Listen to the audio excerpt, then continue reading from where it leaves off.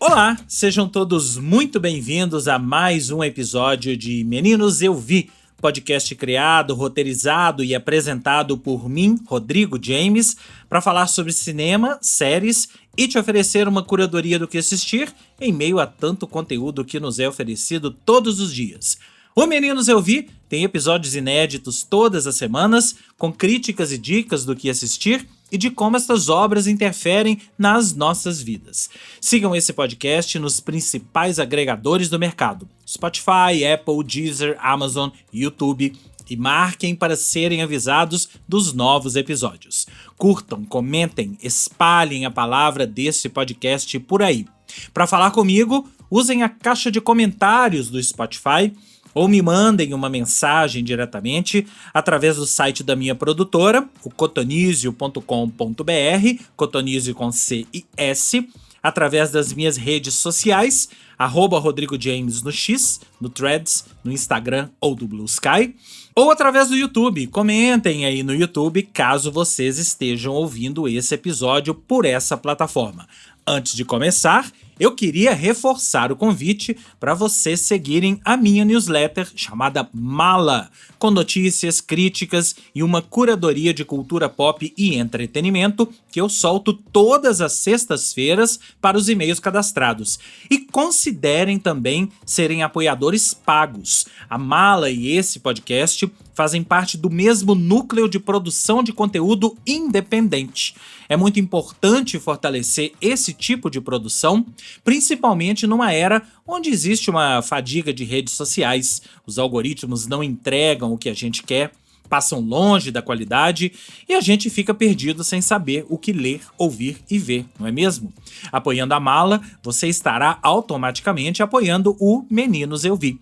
Para conhecer, assinar e apoiar, acesse a Mala no malanewsletter.substack.com. Se você ficou na dúvida do link, basta acessar as minhas redes sociais que você encontra o Linktree com o link dela por lá. E desde a semana passada, você também ouve esse podcast na Rádio 98 News de Belo Horizonte, a primeira rádio 100% notícias, feita 100% em Minas Gerais. Filha caçula do grupo que já comanda, entre outras, a 98 FM e a CDL FM, a 98 News é um espaço pensado para quem quer estar por dentro dos fatos com leveza, sem abrir mão da seriedade, imparcialidade e opinião qualificada. Da política local à cultura, da economia à inovação, dos bastidores do entretenimento ao que acontece no mundo. A notícia chega até você sem ruído, clara, direta e confiável. Sintonize o Meninos Eu Vi todos os sábados na 103.3 de Belo Horizonte ou através do YouTube 98 News. Hoje vamos falar de uma cinebiografia, ou quase isso. Springsteen, Salve-me do Desconhecido. It's a 305 V8. Never owned a new car before. Yeah, it's awfully fitting for a handsome devil rock star. I do know who you are. Well, that makes one of us. Hey, boss, can you do a mic check?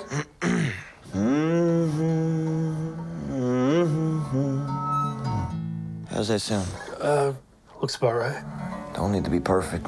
I want it to feel like I'm in the room by myself. Yeah. Let's try one. Here's what I want you to understand. This is not about either one of us. This is not about the charts. This is about Bruce Springsteen. And these are the songs that he wants to work on right now. I saw her standing on her front lawn, just a twirling her baton. I'm gonna tell you a little story. When Bruce was little, he had a hole in the floor of his bedroom. Me and her for rides. The floor that's supposed to be solid, And that you're supposed to be able to stand on. people learn Bruce, he didn't have that. from the dead, like in the breath Bruce is a repairman. with a sawed-off fortune And what he's doing with this album on my life. is he's repairing that hole in his floor. He's repairing that hole in himself.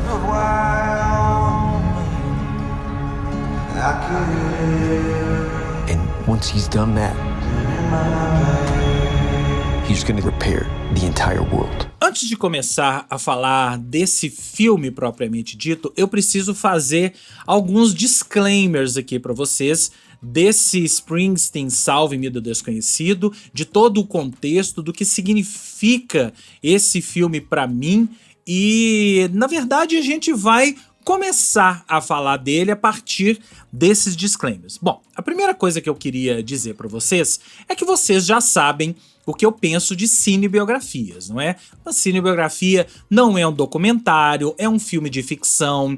Muitas coisas ali são inventadas, trocadas de lugar, trocadas de nome. Não espere uma veracidade dos fatos. É claro que existe alguma veracidade dos fatos, e essa é a parte até divertida de uma cinebiografia. Você, depois da história, ir lá na internet, ir nos livros e procurar o que é real e o que não é. Isso até quando você se interessa pelo artista, quando você gosta da cinebiografia e se interessa por aquela história, é muito legal você ir depois procurar os fatos e você acaba se interessando até mais por aquele artista, principalmente se for um artista da música, você acaba ouvindo mais coisas dele, como é o caso aqui. Mas é uma das coisas legais da cinebiografia, e eu acho que eu vou passar um pouco por isso aqui nesse episódio. A segunda coisa que eu queria dizer é que Bruce Springsteen é um dos artistas mais importantes da minha vida.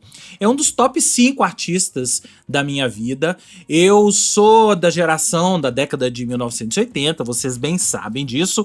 Na minha adolescência, Bruce Springsteen se tornou ou apareceu para o mundo como Born in the USA e se tornou um grande sucesso mundial, se tornou o artista mega no mundo inteiro que ele é até hoje. Aliás, até hoje no mundo inteiro, menos no Brasil, porque Bruce Springsteen no Brasil talvez seja o país do mundo em que o Springsteen tem menos fãs, em que o Springsteen tem menos uma idolatria. Ele é um artista que se apresenta em estádios lotados no mundo inteiro para 80, 100, 200 mil pessoas no mundo inteiro, mas aqui no Brasil não. Se você for pegar os últimos shows que o Springsteen fez aqui, que foi em 2013, no Rock in Rio, eu estava lá, eu pude ver isso de perto. O Springsteen se apresentou para um Rock in Rio mais ou menos vazio, que havia saído, parte do público havia abandonado o local depois do show do John Mayer, que talvez fosse a atração mais esperada daquele dia, pelo menos esperada pelo grande público. E o Springsteen fez um outro show em São Paulo 2 ou 3 dias antes, no antigo Espaço das Américas, hoje é Espaço Unimed, que cabia, sei lá, 8 mil pessoas e tinha mais ou menos 5, não estava lotado. Então é muito curioso você ver Bruce Springsteen tocando para 5 mil pessoas, um cara acostumado a tocar para 80. E ele fez um show como se estivesse fazendo para 80, 100, 200 mil pessoas. Não teve um A de diferente no show do Springsteen para 5 mil pessoas.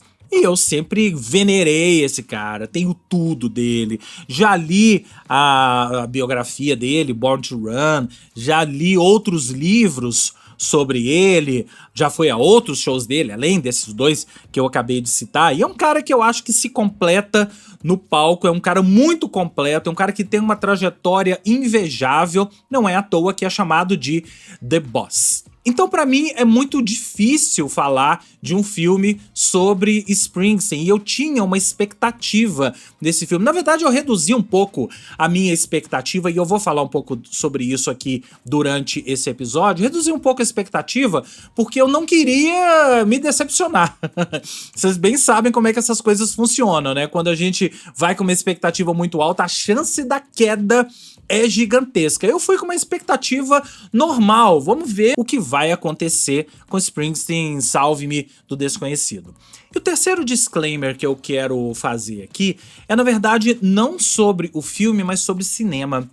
Eu acho muito curioso como o cinema nos prega peças, às vezes. Tem a ver um pouco com o disclaimer número 2 aqui, vai. Mas eu acho muito curioso como o cinema nos prega peças. Frequentemente, a gente vai ao cinema, a gente assiste a um filme, não só na sala de cinema, mas a gente assiste a um filme e 90% dos casos, a sua opinião sobre aquele filme vai mudando. Em especial, quando você vai amadurecendo mesmo enquanto pessoa. Eu tenho centenas, eu posso citar aqui centenas de filmes pra você, centenas de casos, que eu assisti um filme quando eu era adolescente, lá nos meus 15, 16, 18, 20 e poucos anos, e anos depois, ao rever esse filme, ou essa série, mas eu vou falar mais de filme. Quando eu revi esse filme, o filme cresceu, mudou. Claro que sim, claro que isso acontece. Não é à toa que o trabalho do crítico é um trabalho sempre em andamento, porque você não tem uma opinião formada, como dizia o Raul Seixas, sobre uma determinada obra. A sua opinião vai mudando de acordo com a sua vivência, de acordo com a sua bagagem, de acordo com a sua cultura, de acordo com fatos novos que vão acontecendo na sua vida, relacionados ou não com aquela obra. E isso vai mudando, isso vai moldando o que você pensa daquela obra, vai moldando a sua relação com aquela obra, a sua relação com a arte e a relação e o que a arte representa para você naquele momento na sua vida. Isso é frequente, isso faz parte da vida do crítico. É frequente também você ter uma opinião depois negativa. Um filme que você achava o melhor filme da história da humanidade, você revê e o filme não é nada disso. O filme muda. Não é que o filme mudou, mas a sua relação com o filme mudou. Agora, são poucas as vezes em que você assiste a um filme e a sua relação com aquele filme muda durante a projeção. Nas 2 horas, ou 2 horas e meia, 2 ou 3 horas, seja lá quantas horas o filme tem, a sua relação com o filme vai mudando durante aquela projeção. E isso aconteceu comigo com Springsteen Salve-me do Desconhecido. Pra quem não sabe do que se trata esse filme, ele não é uma cinebiografia. Você não vai encontrar aqui um Bohemian Rhapsody. Você vai encontrar mais um completo desconhecido, sabe o filme do Bob Dylan lá atrás, que pega um recorte de um determinado momento da vida e da carreira do Dylan? Pois é o que você vai encontrar aqui, que aqui é um recorte de um determinado momento da vida, da obra, da carreira de Bruce Springsteen. É um dos momentos mais cruciais da carreira dele, que é interpretado pelos fãs como uma espécie de turning point, né, da própria carreira do Springsteen, que é aquele período ali entre o disco The River e o Born in the USA. O Bruce já era um grande artista em The River, mas nos Estados Unidos ele não tinha essa fama mundial ainda conquistada, e o filme pega exatamente o final da turnê de The River. O filme começa, inclusive, com a última música do último show da turnê de The River, que é Born to Run. Esse clipe, inclusive, tá aí no YouTube, pra quem ainda não assistiu o filme, tá aí no YouTube para vocês assistirem, e é um clipe impressionante que mostra o Jeremy Allen White incorporando Bruce Springsteen, e tem o clipe original, tem a versão, tem aí para vocês procurarem a versão original dessa interpretação de Born to Run, do último show da turnê de The River, e vocês podem aí pegar e comparar as duas performances. Mas então o filme pega a partir daí, e o que acontece na vida e na carreira? O Bruce estava numa pressão, ele já era um grande artista, e a gravadora, lógico, né, queria o sucessor de The River. Cadê os hits? Você vai nos dar mais hits depois disso? Lembra que ele já tinha feito hits como Born to Run, já tinha feito Hungry Heart, né, a essa altura do campeonato. Então a gravadora terminou a turnê, agora o que você vai fazer? Você vai sentar e vai compor novos hits pra gente poder lançar. E o Bruce vai então, aluga uma casa ali em New Jersey e vai pra lá pra descansar dessa loucura que é uma turnê gigantesca, uma turnê grandiosa, como foi a turnê do The River, e compor outras músicas. Nesse processo, ele fica conhecendo uma garota, eu vou falar sobre isso daqui a pouco, e ele leva uma vida relativamente pacata ali na New Jersey natal dele, ali indo na oficina de moto, e ele compra um carro e dirige pelas estradas de New Jersey, e ao mesmo tempo ele começa a compor novas músicas, tendo como inspiração esse momento da vida dele que ele ainda não sabia que momento era esse. Ele estava se sentindo de uma forma estranha, ele estava meio perdido. Bruce Springsteen estava meio perdido nesse momento. Ele começa a compor e a tocar e a gravar. Ele pega um gravador de 4 canais, aqueles gravadores portáteis de 4 canais que gravam em fita cassete, pega um gravador desse, leva lá para a casa e começa a compor, tocar e gravar em fita cassete algumas músicas que viriam a ser o disco Nebraska e também algumas músicas que viriam a ser o disco Born in the USA. E aí, nesse momento da vida, a gente percebe no próprio filme que Bruce Springsteen é um cara perdido em relação aos seus amores, e aí entra em cena uma garota chamada Faye, que ele conhece, é a irmã de um amigo que ele encontra ali numa noite, que ele resolve dar uma canja no Stone Pony. Stone Pony é um clube de música famoso, existe até hoje lá em New Jersey, que é a cidade natal, a terra natal do Springsteen. Existe esse clube ainda. Ele encontra essa garota e ele acaba se apaixonando, tendo um caso com ela ali. Ela tem uma filha, ou é um filho? Não, é uma filha. E eles começam a ter um relacionamento ainda meio travado. Por que esse relacionamento tá travado? Porque a gente vai desnudando um pouco aquele momento de Bruce Springsteen e o filme se transforma. Eu confesso que na primeira metade eu tava tendo um pouco de problema com esse filme. O meu problema, em especial, chamava-se Jeremy Allen White. Jeremy Allen White é um excepcional ator, mas ele não é parecido com o Springsteen. Se vocês prestarem atenção, o Jeremy Allen White, ele tem um olho muito marcante, um olho que o Springsteen não tem. Você não consegue olhar para o Springsteen e o Jeremy Allen White e falar, não, esses caras são farinha do mesmo saco. Não é. Eles são bem diferentes. E eu tava com um pouco de dificuldade para colocar o Jeremy Allen White no papel do Springsteen. Eu acho que na primeira hora de projeção desse filme, eu lutei contra isso. Eu lutei com essa informação. Eu não conseguia me desvencilhar do Carmy. Quem é o Carmy? É o personagem que o Jeremy Allen White interpreta na série O Urso. Pra mim, era o Carmy interpretando Bruce Springsteen. Eu já vi várias críticas sobre esse filme, antes até do filme estrear, tá? O filme tá estreando aqui no Brasil, ele estreou nos Estados Unidos na semana passada, mas antes do filme estrear, muita gente falando, o Jeremy Allen White não se parece com Bruce Springsteen, tinha que ter pego o fulano, que o fulano... Ele, inclusive, faz shows emulando o Springsteen, se parece com ele, canta como ele, enfim. A parte de cantar, eu não tenho nada a dizer. Aliás, eu acho que ninguém no mundo tem nada a dizer da parte de cantar do Jeremy Allen White, porque ele cantou todas essas músicas. Se você assistir ali o vídeo de Born to Run, que tá no trailer desse filme, você vai ver, é o Jeremy Allen White cantando. É muito impressionante e existem vídeos e vídeos, procurem aí no YouTube, vídeos do Springsteen ouvindo o Jeremy Allen White cantando pela primeira vez e não sabendo identificar, mas peraí, isso é ele ou sou eu? Ele não sabia identificar tamanha semelhança da maneira, da voz do Jeremy Allen White com a do Springsteen. Então isso, a parte, eu não consegui colocá-lo fisicamente no papel do Springsteen. Quando ele abriu a boca, ele estava não só no papel do Springsteen, como fazendo uma coisa ainda maior. Ele estava sendo ele mesmo. Ele estava dando uma outra vida. Eu não sei se dá para vocês entenderem isso. Ele não estava imitando o Springsteen. Ele estava recriando, ele estava recontando a história do Springsteen através de um outro olhar.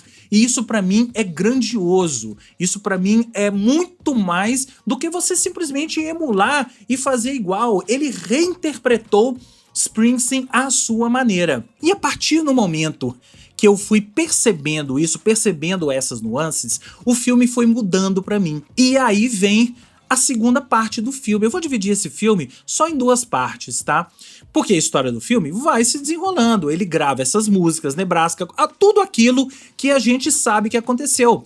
Ele vira pro empresário dele, o Jon Landau, e fala que quer lançar o disco daquele jeito, e aí tem todas as cenas deles tentando reproduzir, pegar a fita e transportar essa fita cassete pros aparelhos de estúdio profissionais da época. Vale lembrar que o Springsteen tentou fazer com a banda dele uma outra versão do Nebraska em estúdio, juntou com a banda lá e tentou gravar as músicas do Nebraska, mas ele não achava, não tava dando liga. Isso tudo tá no filme, tá?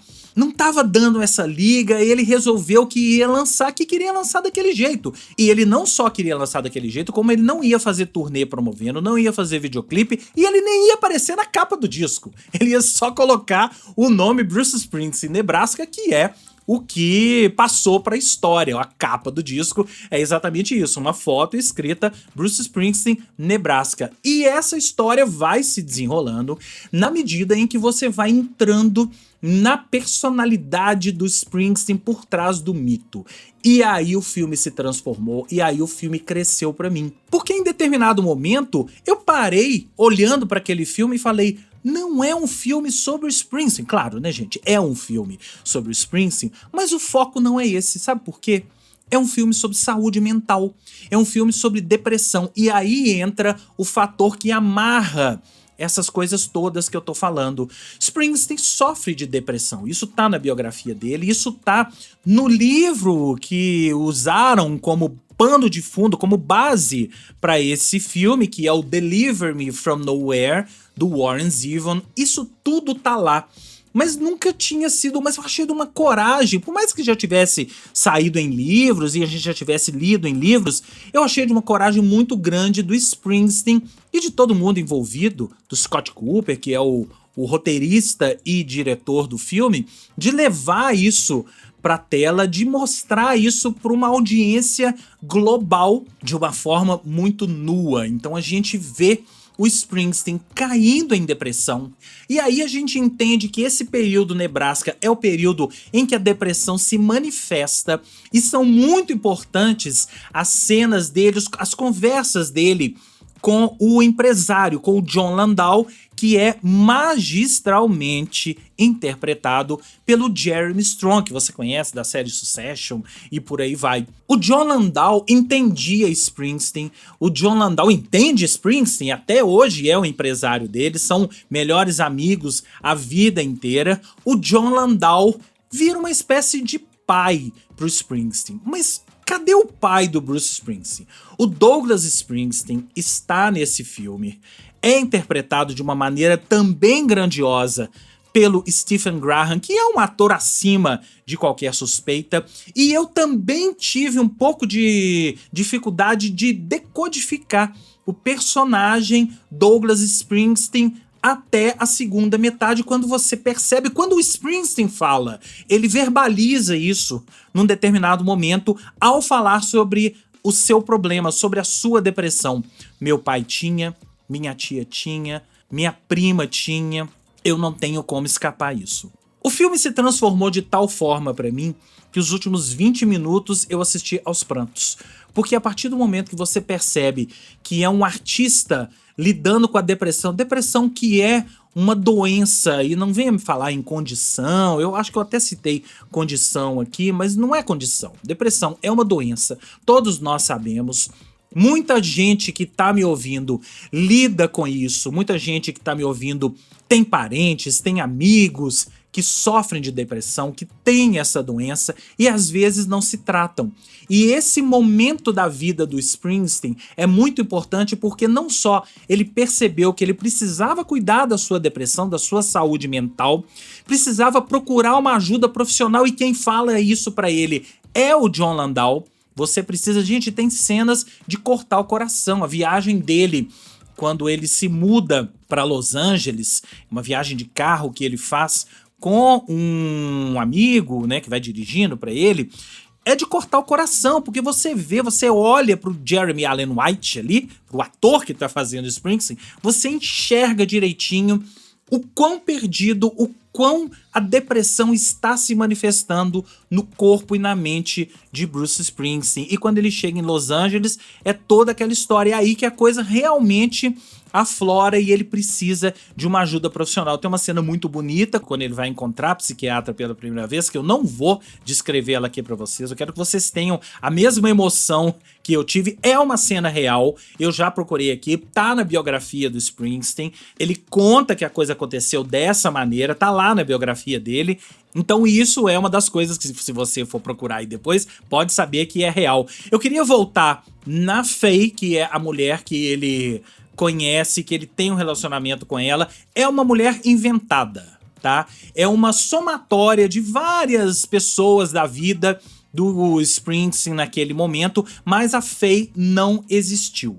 O Springsteen, pouco depois de lançar o Born in the USA, se casa com uma mulher chamada Julianne, depois se separa dela, e aí ele conhece a Patty Scialfa, que é a esposa dele até hoje, é o grande amor da vida dele, eles estão juntos até hoje. Então aquilo ali, aquela mulher que foi colocada ali, talvez tenha sido para mostrar, para uma cena só. Eu acho que o papel dessa mulher, interpretada pela Odessa Young, que é a personagem Faye, é para ter uma cena em que o Springsteen sumariza o relacionamento dele com ela. Eu não vou entrar em detalhes nessa cena, porque também é uma cena que pode ser polêmica para algumas pessoas. Para mim, eu entendi direitinho o porquê daquela cena, eu entendi direitinho o papel daquela cena em toda a história, mas para algumas pessoas pode até ser que seja polêmica, porque pode te direcionar para um outro caminho aquilo ali. Eu quero que vocês assistam,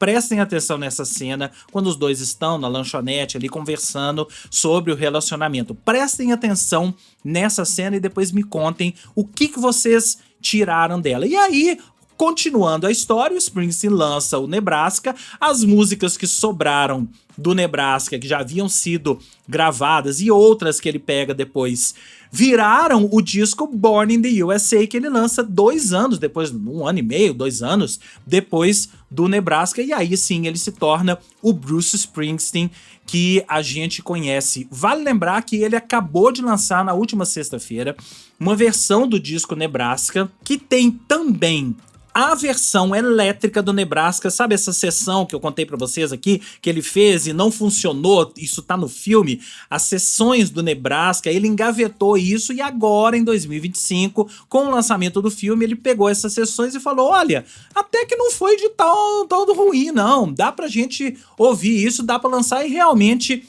é uma sessão muito boa, são sessões muito boas, versões completamente diferentes de músicas que você conhece do Nebraska, de músicas que você conhece lá do Born in the USA, tem versões completamente diferentes, mas enfim, é mais uma curiosidade pra gente entender tudo que estava girando em torno de Bruce Springsteen naquele momento. E tem também nessa versão que ele lançou agora, do Nebraska, que saiu na última sexta-feira, procure aí nas plataformas que tá lá. Tem também uma sessão com o Springsteen em 2025 e reinterpretando as músicas do Nebraska. Eu, desde sexta-feira passada, que eu só escuto isso. Aliás, eu avisei que eu ia ser monotemático essa semana e eu estou aqui cumprindo. Então, olha, a partir do momento em que esse filme se transformou pra mim, ele se transformou completamente. Eu assisti os últimos 20 minutos aos prantos mesmo, gente. Eu não conseguia parar de chorar e eu vi numa cabine de críticos, vocês bem sabem que eu faço isso, e eu não conseguia parar de chorar. Os últimos 20 minutos, não é de descer uma lagrimazinha no olho, não. Eu tava realmente soluçando de chorar mesmo, porque esse filme me tocou muito. A história do Springsteen, um astro da música, um dos maiores astros da música, é o famoso gente como a gente sofre de depressão, e no final do filme tem lá um letreiro falando que o Springsteen nunca mais deixou de ter acompanhamento psicológico, profissional, até hoje ele luta contra a depressão e a gente bem sabe que a depressão tem que ser acompanhada